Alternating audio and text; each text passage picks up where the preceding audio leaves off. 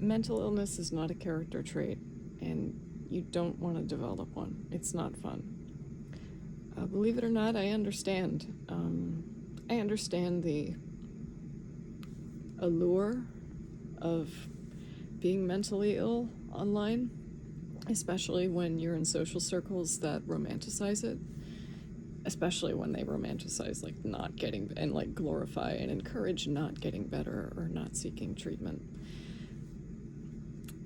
There were some of those on Tumblr, but there were just as many that, you know, actively, there were just as many that were aware of those circles and, you know, made efforts to combat the notion that, you know, oh, you know, it's never going to get better. You know, what's the point in receiving help if I'm always going to be like this? And, you know, combating stuff like that. So, like, I understand.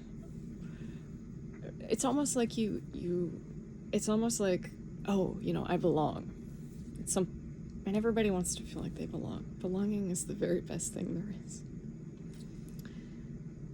And if everybody in your social circle has, or, you know, claims to have a disorder, or like, you know, if everybody in your social circle has or claims to have something like a mental illness or something that you really can't, like acquire instantly, like a hobby or a mutual interest, or, you know, you feel left out, as messed up as it sounds. And that's how you get like circles on TikTok of people acting like pretending like they have dissociative identity disorder. There are a lot of those on Tumblr too. And to my understanding, there are a lot of people who like to like role play almost as like schizophrenic or having a psychotic disorder. And that's really sad. I have bipolar 1. I was diagnosed with it when I was 20. I had no idea how much it would, something like that, something that I'd seen, not bipolar disorder specifically, but I had no idea how painful and life upheaving it really would be to develop the kind of illness, the kind of psychotic disorder that it wasn't. I can't go as far to say it was glorified necessarily, at least not in the circles I ran in, but I know it certainly can be. And, you know, if to a point where schizo posting is a thing. I always wonder how like actually schizophrenic people feel about that, but that's another impulse upload for another day. Probably not, but I don't have any experience with that, but I'm curious nonetheless. Yeah, it's not a character trait. You can fit in with your friends without wishing a life upheaving mental illness upon yourself. It's not like you know, I hope to God that you don't develop one of those. I mean, if you do, it's like that's gonna be the rest of your life, dude. So yeah, but like, I get it. Believe it or not, I get it. I can't necessarily like outright, I mean, I condemn it, but I can't necessarily like get angry, I guess, that this is a thing, because I've seen it happen. You know, like people who like pretend that they have dissociative identity disorder, you know, alters on TikTok. I mean, there are definitely real people with dissociative identity disorder, but it's incredibly rare, and it rarely works in the way that it's so, like, characterized. I get it. Like, in a weird, messed up way, it makes you feel like, oh, if I can have something in common with these circles, I can be one of them. And when you're a young, impressionable teenager, that's all you want.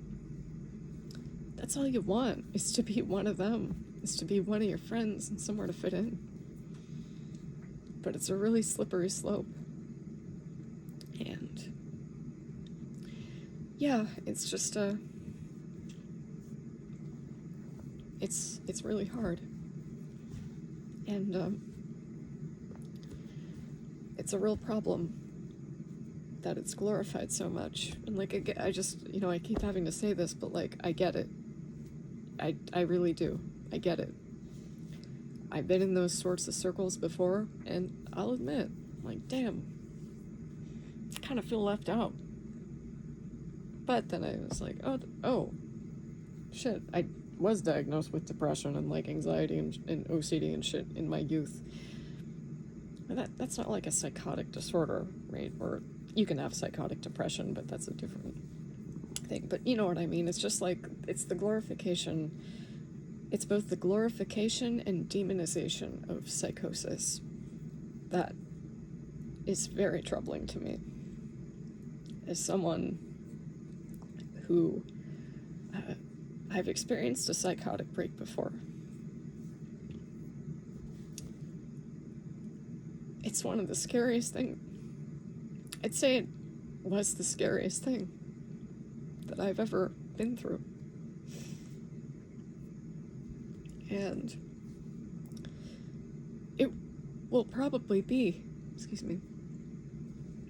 God forbid any of these people actually do develop a psychotic disorder. But it will probably be the worst thing to happen to you too. And you'll look back and you'll think, damn, I should have been more careful with what I wished for.